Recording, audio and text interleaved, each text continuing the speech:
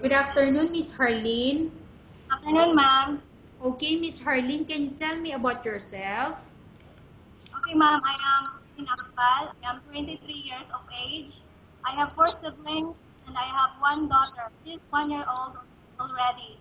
Okay, I have few questions for you to answer, so let's start. Why do you want to work as a maid? I want to work as a maid because I want to support my parents and especially my daughter. Why you choose Malaysia when there is a lot of other country? I choose Malaysia because it is near in the Philippines. How are you qualified for this job?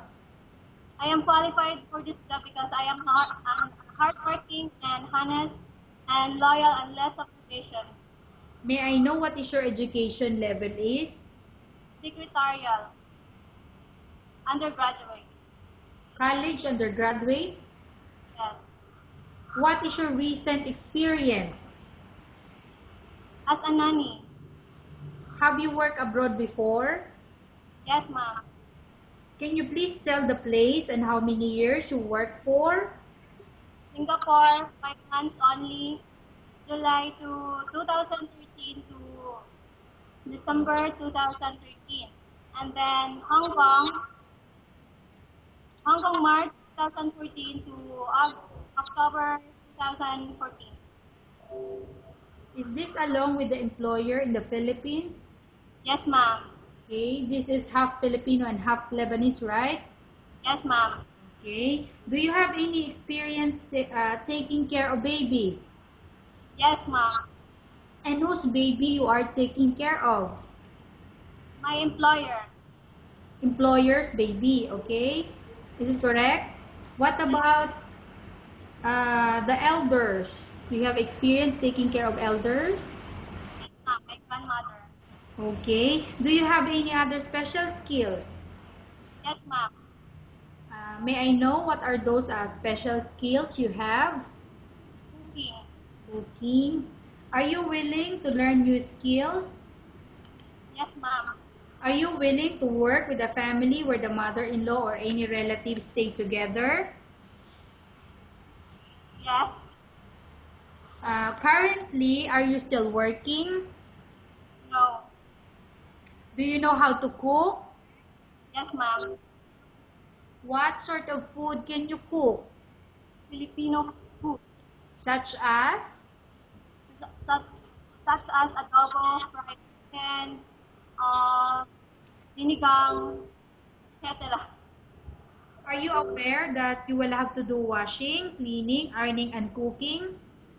Yes, ma'am. From all the house chores, which do you like most? Cooking. If ever you were selected to work in Malaysia, who will take care of your kid? My mother. You are not allowed to use handphone during working hours. Yes, ma'am. You are only allowed to use handphone after you finish all the works and when going to bed. Yes. You are strictly needed to surrender the handphone to your employer in the morning and your employer will return back to you once you're going to bed. Yes, ma'am. If ever your employer finds out that you're abusing your handphone and it's affected your work performance, your employer will confiscate your handphone and you're not allowed to hold it anymore. Instead, your employer will allow you to call to your family 3 times in a month. You're only allowed to bring normal phone and you're not allowed to bring smartphone. Are you agreed for the terms and condition? Yes, ma'am. Are you agreed to the rules and regulation for the handphone? Yes, ma'am. How many years is the contract as you agreed and understand? 2 years. Can you describe for me your ethics? My ethics is Attitude? loyal, patient, hardworking, honest, and less of perfection. Okay. How can you assure to us that you will work hard in Malaysia? I will 100% assured, 100% ma'am. Can you promise not to use the telephone without the permission of your employer? Yes, ma'am. Can you promise not to put on makeup but to dress properly while work? Yes, ma'am. Can you promise not to invite friends and relatives without the consent of your employer? Yes, ma'am. Can you promise not to ask for advance salary from your employer under any circumstances? Yes, ma'am. Do you really understand of the rules and regulation of the agency? Yes, ma'am. Do you pay any placement fee for you to come to Malaysia to work as a maid? No, ma'am. Do you have any history of sickness, example breast cancer or any other illness? No, ma'am. Do you suffer from any skin diseases, allergy or physical defect? No, ma'am. Have you suffered from any serious illness? No, no, Have you undergone any operation? no, ma'am. Are you medically fit? Yes, ma'am. Are you in any medication? No, ma'am.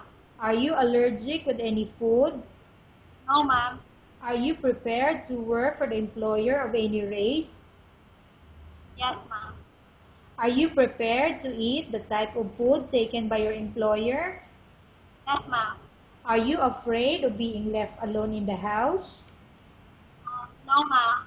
Are you afraid of dogs or other pets? No, ma'am. Can you promise to work according to instruction from your employer? Yes, ma'am. Do you have any immediate family working in Malaysia? No, ma'am. Okay, Miss Harleen, we have finished our question section. Let's go to case study. I have a case study for you and I want you to answer me truthfully. Upon arrival in Malaysia within 6 months, if ever any of your family members pass away, what will you do? Will you continue to work till finish your contract or you will go back? I will continue, ma'am. I will not go home. Instead, I will send money to them. Tell us about yourself and why do you want to work in Malaysia as domestic helper? I am honest. I am loyal. I am hardworking, and I am less of revision.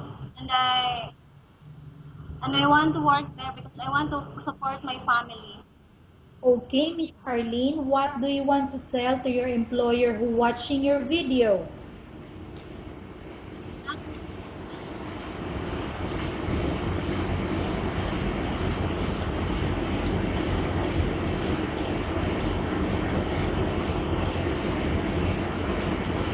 Okay, Miss Harleen, I want you to repeat your question, the answer that you had because I cannot hear you. The question is this, what do you want to tell to your employer who watching your video? Can you please fix your audio first? Okay, ma'am. Okay, so the question is, what do you want to tell your employer who watching your video? Ma'am, sir, please accept me as your maid because I am honest, patient, hardworking, and loyal with less supervision,